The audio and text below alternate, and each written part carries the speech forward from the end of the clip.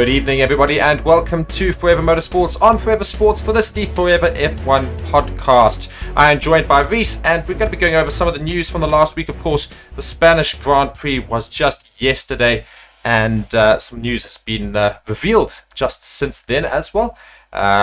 Claimed to have been revealed at least, and yeah, lots of other things we can talk about from the last week in Formula 1 generally. Reece, welcome to the stream. How are you? And just some final thoughts, more or less, and we will go into a little bit more detail, but just some thoughts on the weekend that we just had in Spain. Very glad to be back here on the Forever Motorsports podcast. Yes, it was quite an interesting race yesterday in Spain. Quite a few highs for many teams and some big lows for some other teams. I mean, notably McLaren not having a great day out there, unfortunately, starting in P3 with Lando Norris and him just unfortunately finishing outside of the points. They were trying to manage expectations quite a bit, though. Lando did say afterwards in a press conference, saying that they didn't necessarily think they were going to be able to even stay in the points yesterday. That was their end goal, was to at least try to stay in the top 10.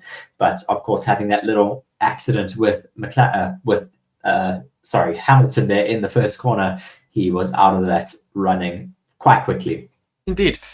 And of course, we're going to go into more detail about the race and who the winners and the losers were and other things that happened. But I think just starting with the title of the video and just to go and chat a little bit about something that could have been very, very interesting. And I've got an article up here, but otherwise we've also read and heard about it, is that Christian Horner apparently came close to trading Red Bull for Ferrari in 2022, claims Dr. Helmut Marko. Just straight off the bat, Horner could have been at at Ferrari this season. How's that? Well, I think we always have to take what Dr. Helmut Marko says with a bit of a pinch of salt. I mean, I'm sure Christian Horner would have been very interested in taking that seat, or that job from, I think it was Mattia Binotto. Yes, it was, taking that job from him. But I think that Red Bull is really his baby. I don't think he'd ever really leave Red Bull.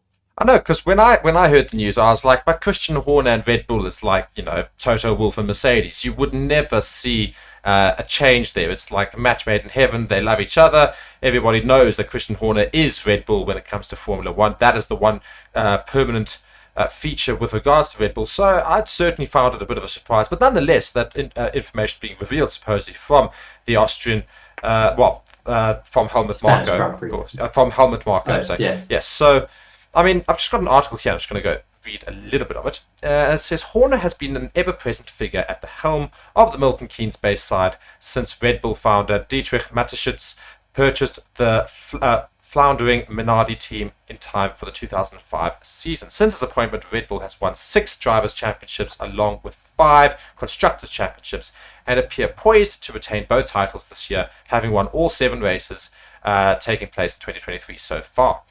However, history might have looked slightly different if Ferrari, without a Formula 1 title since 2008, had been successful in courting both Horner and the Red Bull Chief Technical Officer Adrian Newey.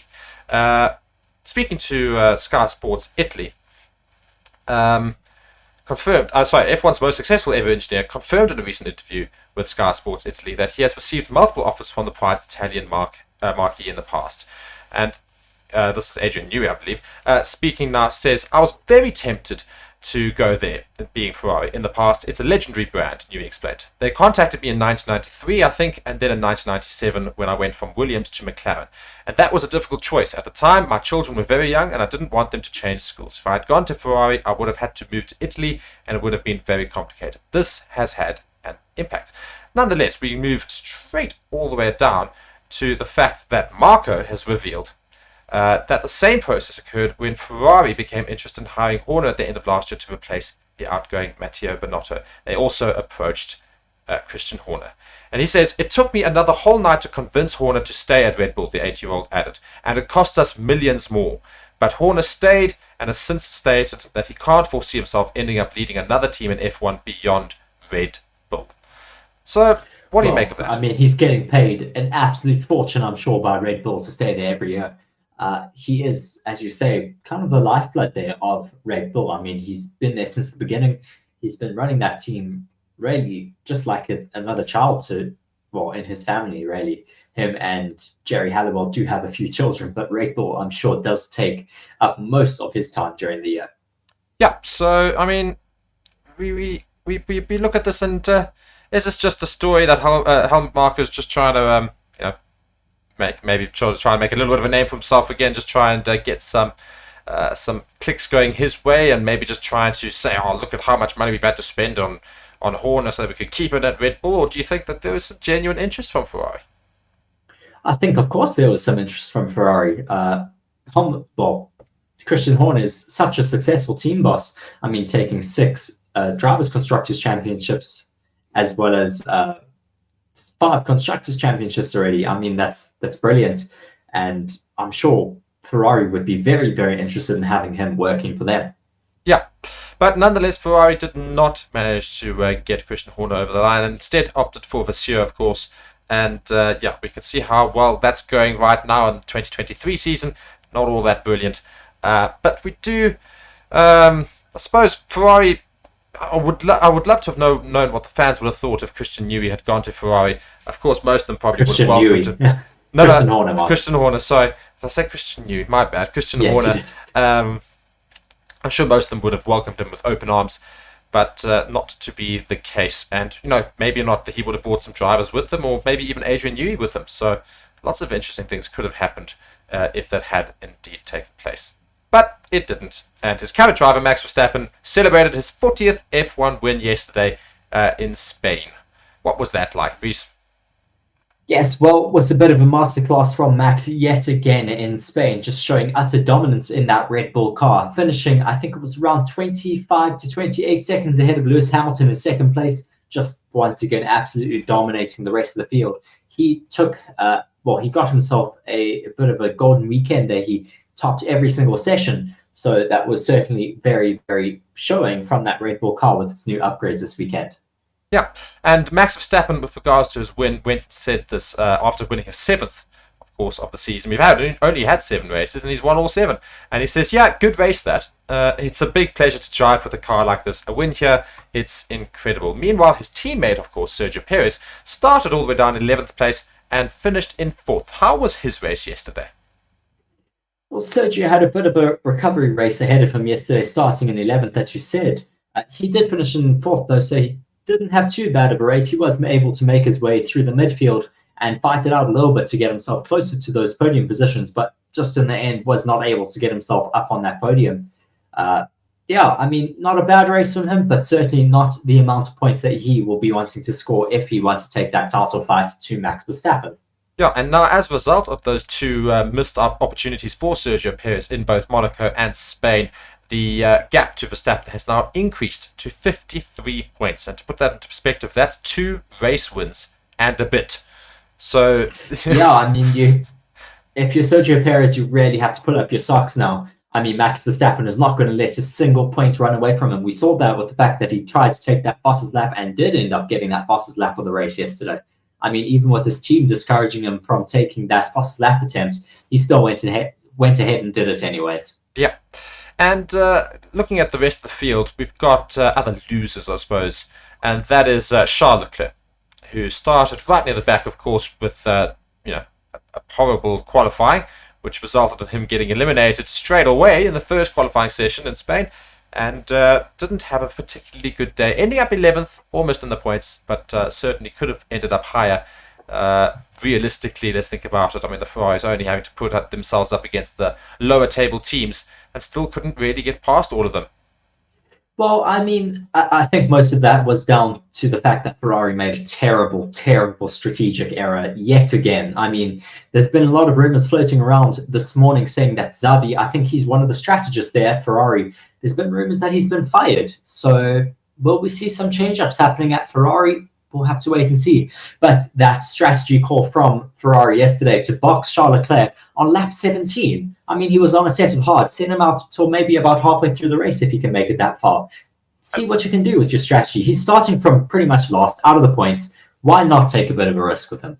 And not only that, I think I also remembered watching that video there of him coming into to the pits and him discussing with his engineers, saying box, box, and he says, yeah, I think softs are the ones. And they said, no, we're going to go into hards. We're going to go into hards. And he's basically going, well, what on earth am I going to hards for?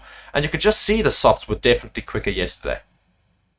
Yes, I mean, that was later on in the race, but or maybe it was that lap. Maybe it was that pit stop.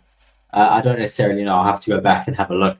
But yeah, I mean, your driver can feel what the track is like out there. He has that crucial information, and you're going against what he's saying. I mean, Ferrari really need to just listen a bit. I mean, if they want someone like Lewis Hamilton, they're really going to start having to show that they are still competitive. I mean, Mercedes already are going into contract talks with Lewis Hamilton supposedly today. So I don't think it's looking very promising for Ferrari if they want to sign Hamilton. No. And Charles Leclerc, of course, not finishing the points for a third time this season. Out of 7 races, 3 of them not finishing the points. Really shocking from Ferrari in general. And not only that, he was the one competing with Max Verstappen last year for the championship, and he already trails Verstappen in the championship this season by 128 points.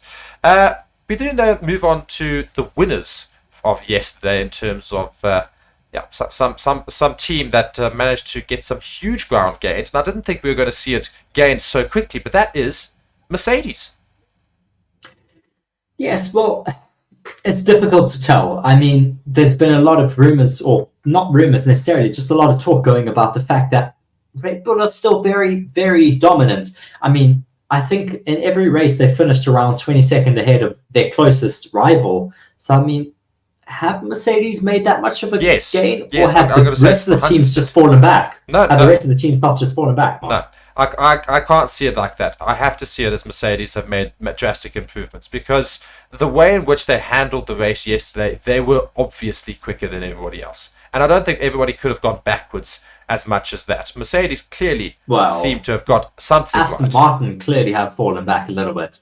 I mean, they were our second fastest team, and they now are like fourth. Only from yesterday's race. And I think yesterday's race was not handled particularly well by Aston Martin. I think the strategy was somewhat interesting. I think they just mishandled that race a little bit. Lance Stroll finishing above Fernando Alonso, for example, is not something that normally happens at Aston Martin. Yes, well, I certainly think you can say Mercedes have made a massive gain on maybe the other teams around them, but still not necessarily on Red Bull. Red Bull still seems to be extremely, extremely dominant at the moment. But I think most of us have turned our eyes now maybe to even second place. I think everybody knows that Red Bull's going to win. So now we're looking at who can come second, third, and fourth. Yes, Mercedes in that case, then Mercedes have made a massive step up. I mean, of course, finishing second and third certainly showed that at a tricky track like Spain. That certainly is a good indicator for the rest of the season. Hopefully we'll get some closer racing. Yeah, and George Russell, of course, started all the way down in 12th and finished in 3rd.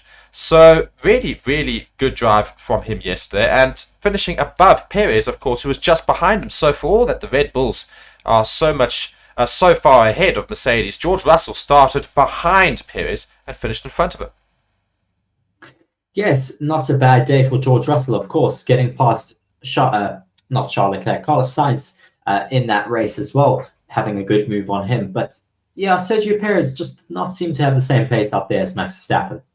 But Sergio Perez and Red Bull had such great pace in the first 4 races, and then only started dropping off Perez after that a little bit. So maybe Max Verstappen is able to get that Red Bull across the line in a fantastic, fantastic time. We know how good of a driver he is, but that competition with the second driver, of course, being Sergio Perez and Red Bull, and the rest of the grid, may be looking a little bit more even after yesterday. Well, yes, I mean, we'll have to wait and see what happens in Canada. I mean, there's also a lot of talks about the Aston Martin upgrade that is coming that next race weekend. Not this coming weekend, but the weekend after. Fernando Alonso already showing quite a lot of confidence in that, saying we are going to beat the competition in Canada. Yeah, and of course that would be Lance Stroll's home race. And I think let's just chat very, very, very shortly on Lance Stroll. The fact that he finally rocked up to the party for Aston Martin. I grant, not brilliantly, but still rocked up, at least beating his teammate Fernando Alonso in both qualifying and the race for the first time this season. The only time he's properly got points for the team after actually putting a half-decent drive in yesterday. Yes, well, I don't think we can necessarily count that qualifying session, unfortunately, for Lance Stroll, as Fernando Alonso did have some floor damage that he incurred in qualifying 2 in that session. He went a little bit wide over the last curb and went onto the gravel and caused some damage to his floor, which of course would have slowed him down throughout the rest of that session and Q3. So he was out qualified by Lance Stroll, but he just yesterday he didn't seem to have the pace that we were hoping he would have. He really struggled to make his way through that midfield, but eventually did end up behind Lance Stroll and put himself into 7th position. He didn't put up too much of a fight against Stroll, of course, out on track because it was quite close to the end of the race. And I think what's the point in really having a bit of a scrap with your teammate? Indeed. So we didn't get any Spanish driver on the podium in Spain, but somebody who could have maybe looked at a podium and people were thinking, could he perhaps do it, was Lando Norris in that McLaren. However, an article now released today goes and says Norris didn't expect any points in Spain even before the Hamilton clash. And not necessarily saying any points, but he certainly didn't expect to finish right near the top as he did manage in qualifying. Yes, I was watching his interview after the race where he was just chatting to one of the pundits there, just saying they expected not to have the pace to be able to stay with the top drivers, of course, but they were hoping to get some points, at least 9th or 10th. Their goal for the day was to stay in the top 10, at least in the bottom 2. I mean, they didn't have very high expectations, but yeah, I think they did not expect to have a race like they did yesterday. That was, once again, dismal for McLaren. And Zach Brown was so celebratory when Lando Norris managed to come into 3rd in that qualifying session. And then I wonder what his reaction was yesterday when both his McLarens finished outside the points yet again. And a very dismal race. As James says in the comments, McLaren were very disappointing in the race. And once again, orange team of McLaren just not able to do anything really. Yeah, I mean, it's really not looking good for them so far this season. I mean, they've at least upped their qualifying pace. They looked very strong in qualifying. They just need to find a way to now translate that into race pace. Race pace is a lot more important than your qualifying pace, so we'll have to wait and see what they can do throughout the rest of the season. Yeah, and just going back to the interview that you referenced there, I just do quite enjoy a couple of these quotes from Norris being, the pace was as expected today, which was bad. I don't think we expected anything else really. And then he also added, because we're slow, we have been all year. I don't know, there's nothing else to say. I think it's a very, very frustrated McLaren driver. I was going to say, I think he was very frustrated at the end of that race. Understandably, though, of course. I mean, he got taken out in the second corner, but yeah. And speaking of that corner, let's go back to that first corner, though. And Christian Horner having a comment there with regards to George Russell, who, of course, made massive ground in that first lap as a result of him basically going off the track into that runaway zone, and a small incident occurring with Lando Norris and Hamilton and all the drivers there, slowing them all down and allowing George Russell to get far ahead of the rest and make a big gain on all the drivers ahead of him. It says George Russell was not penalised for cutting that first chicane in the opening lap of the Spanish Grand Prix, but Christian Horner says the Mercedes driver managed to get away without receiving a penalty. Russell held off Sergio Perez to take 3rd place at the Circuit de Barcelona, Catalunya. Yes, it certainly was very interesting. I mean, normally you would have a penalty applied for something like that, but Russell, as Horner says, did just get away with it.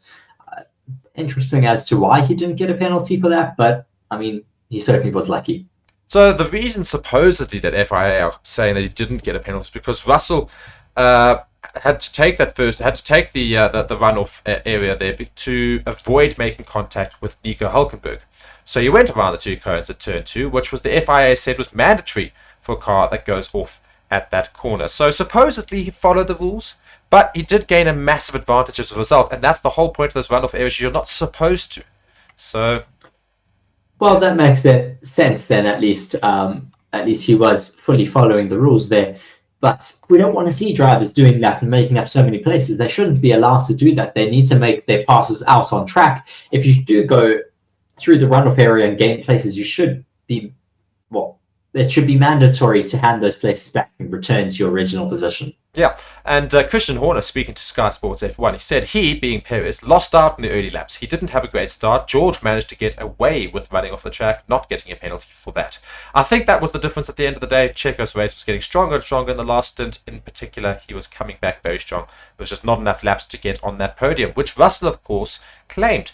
And Russell, speaking on the incident, he said, I got a bit squeezed. I made a decision because I knew there were 2 cars on the inside of me, and I knew if I was going to keep it, I was going to come together with Hülkenberg. I knew it was him.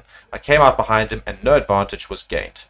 So, I think advantage was gained because, of course, Hulkenberg also managed to get past that little scrap and scuffle. But nonetheless, certainly, as Christian Horner says, got away with it, but can't exactly rue on that decision. The decision was made, and he did, as a result, take advantage. And that's ultimately what a race driver's got to do, take advantage of the situation. Yes, of course, you're going to take any position that you're able to gain, of course. He was, as we said already, very lucky not to take any penalties from that. But yeah, I mean, as we said already, there's a lot of winners and losers from this race. Williams, once again, though, really not showing any pace out there on track, being yet again the slowest car, finishing in 19th and 20th again, I think. No, not 19th, 16th and 20th. Alex Albon managed to finish a little bit further up. I knew that they would have finished last, though. Yeah, no, Sargent, so Sargent. that's a given at this point. Logan Sargent finished in 20th. Valtteri Bottas in the Alfa Romeo was also a little bit slow yesterday, finishing in 19th. Kevin Magnussen Interesting, because the Alfa Romeos also had some very good qualifying pace. Yeah, and also, I mean, Guan Yu Zhou had a fantastic race yesterday. Yes. In that Alfa Romeo. I mean, finishing in 9th. He finished in the points, and he was a joy to watch yesterday. I thoroughly enjoyed watching him battle it out with so many drivers in the midfield. He was certainly the centre of attention for quite a while, and him and Yuki Tsunoda had quite a bit of a spat there. The Asian battle there between the Japanese and Chinese driver. He made it very exciting yesterday for sure. Throughout the majority of the race, we were following alongside him. He had some great overtakes, and then, of course, that attempted overtake on Yuki Tsunoda. Just talking about that incident there a little bit, Mark, I've watched it back a couple of times, and I agree with Tsunoda. He doesn't deserve a penalty for that. It was quite harsh, unfortunately. There was still enough space for another car out there on track. Yeah, and you know, as I said during the stream at the same time, I said it was not too dissimilar to Max Verstappen and Carlos Sainz in that opening corner. Max Verstappen did a very similar thing to Yuki Tsunoda. Gave a little bit more space than Tsunoda did, I grant, but did a very, very similar sort of maneuver. And Max Verstappen obviously didn't get penalised for it, which we think is the right decision. It's just defending your line. I think Tsunoda did the same thing, as you say, and it is quite a harsh penalty, and the only penalty of yesterday. Yes, I mean, it was extremely harsh. We saw him after the race looking super, super dejected. I've seen some pictures of him just looking so upset there in the paddock, just sitting down and having a chat to one of his physios. I mean, I don't blame him. It's been a tough day out there in the car. He's done really well, finished in the points, and then been given a penalty at the end for not necessarily driving dangerously at all. Yeah. James just saying in the comments here, thoughts on the lack of safety cars, incidents, and penalties at the moment? Is it down to the cars, the skills of the driver lineup, cost cap fears? Just very, very weird. What is it down to, Reece? Well, I mean, I think it's a type of track. You don't have walls as close as we have at street circuits, of course, where we do see quite a lot of retirements and safety cars. Saying that, though, we didn't have a safety car in Monaco last weekend. I think these drivers are feeling a lot more confident in these cars, of course, being the second year of these new regulations. These cars should have a lot more downforce as well, with them using the underfloor to create downforce. So I don't know what it's necessarily down to. I mean, it's not necessarily a science as to when we have crashes and when we don't. It's really down to if drivers can hold the car. I also think it's a good point to raise the cost cap fears as well, because nobody really wants to afford a crash. So are drivers not just being a bit more cautious, you know, not risking it a little bit as much to try and avoid damage, and they don't want to end up in the wall and things, and they maybe back out of defensive challenges, or see a driver coming up, they hit the brakes rather than the accelerator, just so they can save the car and take it to the end of the race, so that there's no cost cap infringements being a possibility. I mean, I think as a driver, you're always thinking of preserving your car so that you can finish the race. But I think now with these cost caps, you are always having that in the back of your mind.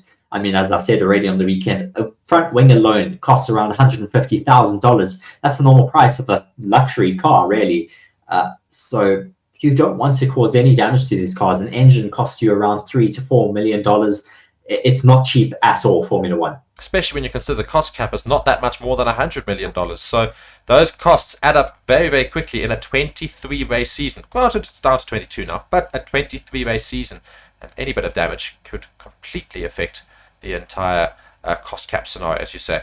Reece, do you have any final comments there? Just James saying Mick lost his drive to his crashes at Haas. Yeah, so he lost a spot, I suppose, because of a couple of crashes there and infringing on the cost cap. Do you not Maybe Sargent needs to have a few more crashes. I love it. Do you have any final comments for us before we head out? Well, just looking forward to that Canadian Grand Prix happening not this weekend, next weekend. Really looking forward to those upgrades that are coming from the Aston Martin. I mean, Fernando Alonso secretly being very confident for that race. He's already saying we're going to crush the competitions. That's his actual words, saying he's going to crush the competition in Canada. So I think that's going to be a very exciting race ahead of us. Yeah, and Lance Stroll's home Grand Prix, having just beaten the Fernando Alonso in the Spanish Grand Prix, maybe he goes into that with a little bit of form as well. Aston Martin I don't think so. I know I know you don't think so. Trust me. Not a Stroll fan at all. But yes, Aston Martin hopefully going into the Canadian Grand Prix with some form and with a lot of points to prove. Mercedes doing very well yesterday. Could Aston Martin make some big gains in Canada? That's, of course, all to be found out in the next couple of weeks. We've got a couple of weeks, as Reece says, before that Canadian Grand Prix. It's not this weekend. It's not this weekend, but it's the following weekend. It's effectively 13 days. So I'm saying a couple of weeks. It's almost 14 days, technically a couple. Nonetheless. Reece, thank you so much for being with us this evening for the Forever F1 podcast. Guys, be sure to subscribe to the channel, like the video, and let us know what you want to see in the future as well, and give us some topics to talk about next time. Otherwise, we will see you in the next one. Thank you so much from me, Mark, and Reece. We're going to head out. Thank you so much. Bye.